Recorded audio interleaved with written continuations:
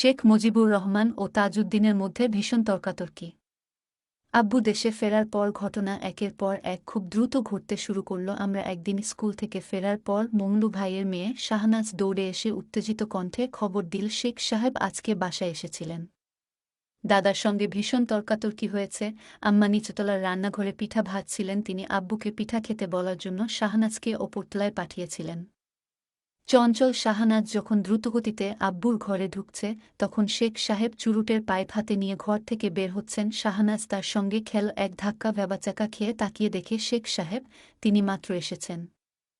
আব্বু সে সময় গোসল করছিলেন এবং শেখ সাহেব আব্বুকে ঘরে না পেয়ে বারান্দায় বসলেন। শাহনাজ দৌড়ে নিচে নেমে রান্নাঘরে আম্মাকে শেখ সাহেবের হঠাৎ আগমনের সংবাদ জানায়। আমাদের শৈশবকাল থেকেই আমাদের বাড়িতে শেখ সাহেব তথা মুজিব কাকুর উপস্থিতি ছিল স্বাভাবিক ব্যাপার।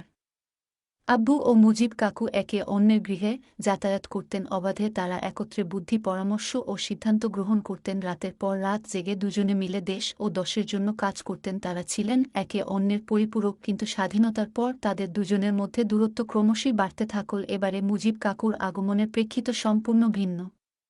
নীতিগত ও আদর্শিক ব্যাপারে দুজন তখন সম্পূর্ণ ভিন্ন মেরুতে অবস্থান করছেন। আব্বু ততদিনে সিদ্ধান্ত নিয়ে ফেলেছেন যে তিনি আর মন্ত্রিসভায় থাকবেন না। মুজিব কাকু যেদিন ইস্তফা দিতে বলবেন সেদিনই তিনি ইস্তফা দেবেন। নিজে থেকে ইস্তফা দিয়ে মুজিব কাকুকে বিব্রত করবেন না, আবার তার আজীবনের নীতি ও আদর্শের সঙ্গেও আপোস করবেন না। তিনি রাগ করে কদিন অফিসে যাননি। মুজিব কাকুর আসার খবর পেয়ে আম্মা ওপরে গেলেন। আব্বুর সঙ্গে মুজিব কাকুর তখন ভীষণ তর্ক চলছে। আব্বু ওনাকে বলছেন, মুজিব ভাই, আজকে আমি আপনাকে যে কথাগুলো বলবো, আমি জানি আপনি সে কথাগুলো যুক্তি দিয়ে খণ্ডাতে পারবেন না। আব্বু গণতন্ত্রকে হত্যা করে সব রাজনৈতিক দল নিষিদ্ধ করে একমাত্র রাজনৈতিক দল বাকশাল বাংলাদেশ কৃষক শ্রমিক লীগ যা তিনি গঠন করতে যাচ্ছেন তার ভয়াবহ পরিণাম সম্পর্কে বললেন। প্রশ্ন তুললেন দলের হাতে অস্ত্র, দলীয় ক্যাডারদের আইনশৃঙ্খলা রক্ষায় বাধার সৃষ্টি ও সাধারণ মানুষদের তাদের অধিকার থেকে বঞ্চিত করে আত্মীয়স্বজন ও দলের প্রভাবশালী ব্যক্তিবর্গের অন্যায় সুবিধা গ্রহণ সম্পর্কে। আব্বু বললেন, মুজিব ভাই, এই জন্যেই কি আমরা ২৪ বছর সংগ্রাম করেছিলাম। যেভাবে দেশ চলছে, আপনিও থাকবেন না, আমরাও থাকব না।